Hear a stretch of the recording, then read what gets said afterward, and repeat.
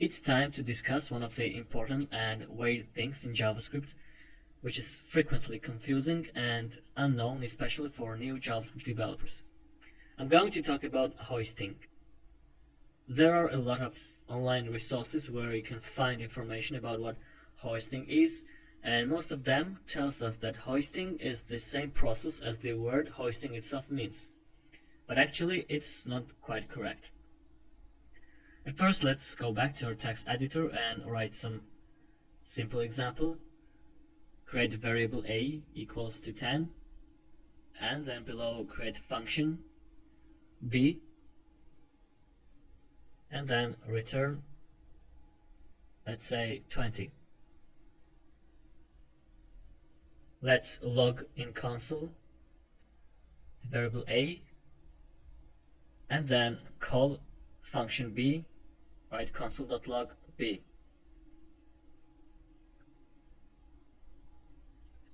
Reload, and we have 10 and 20. The result what you were expecting.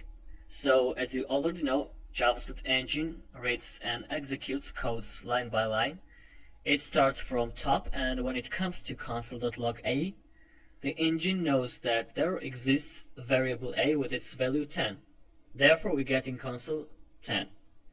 The same happens with function. When the engine sees console.log b, it knows that there exists function b, which returns the value 20. There is not something new or unusual until we move this code up and write them before variable a and function b. Then something weird happens. You see that we have undefined and then 20. So what has happened? We got undefined instead of 10. You know that undefined is a primitive data type, so it is a value. If JavaScript engine executes codes line by line, as you already know, and at first it finds console.log a, then how does it know that this variable exists, and at the same time it's more weird that variable a has a value undefined? It would be more logical to get an error that tells us a is not defined, which is actually different from undefined, and it means that the variable doesn't exist. But instead of that, we get undefined. Something different happens with function. At first, engine finds invocation of function b, and it gives us a value 20, which is correct. But the question is that how does the engine execute a function before it actually reaches this line of code? The answer on those questions is in hoisting. In order to understand better what hoisting is, let's talk deeper about how the code is actually executed. You already know what is an execution context and how it works. So when the code is running, the execution context is created, and it has two stages: creation and execution. In creation stage, global object, the special keyword this and scope chain is created.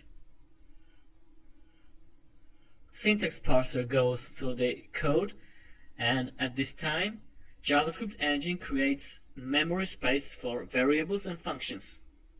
All of this happens before the engine actually starts executing the code.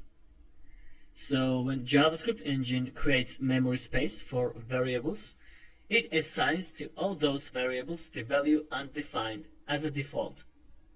And remember that this happens always in creation stage. As for the functions, in creation stage the engine sets up memory space, and for them nothing is changed. Functions don't get any temporary values. Actually, all this stuff in creation stage, I mean to set up the memory space for variables and functions, is called hoisting. Sometimes you may hear or find the definition of hoisting like that variable and function declarations are physically moved to the top of your coding, but this is not what really happens. Your code doesn't move physically. What does happen is that variable and function declarations are put into memory during the creation phase, but stays exactly where you typed it in your coding. After the creation stage starts the second phase, which is execution. In this stage, JavaScript engine executes code line by line, and the variable a, which had as a default undefined, gets its value 10. Alright, let's switch back over and go to brackets right below console.log a. Then refresh. We have undefined, 20 and 10. When JavaScript engine moves to execution stage and reads this line of code, it checks the memory space for this variable and finds that at this point has the value undefined. But when it reaches this line of code where variable a equals to 10, then it changes the value undefined into 10. And after another console.log a, we got 10. Alright. If we use function expression, I mean if we assign it to the variable and then reload, we will get an error, which tells us that the b is not a function. Because at this point, variable b is undefined as well. If we get rid of the parentheses, then we will get undefined. In order to avoid such unexpected results and errors, remember that it's always a better practice to invoke functions and use variables after their declarations.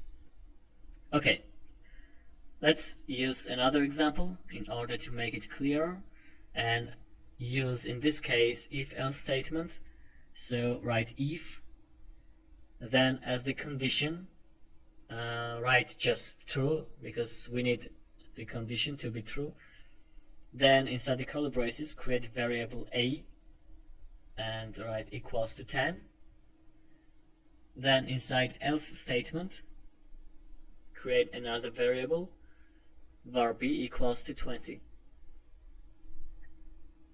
And below, log them in console, write console.log a and then b. Reload the page, and you see that we have 10 and undefined. We know that if the condition is true, then the block of code inside if is executed. So here we have true, and therefore we got the value of variable a, 10. But at the same time, when the condition of if is true, then the block of code inside else statement is not executed.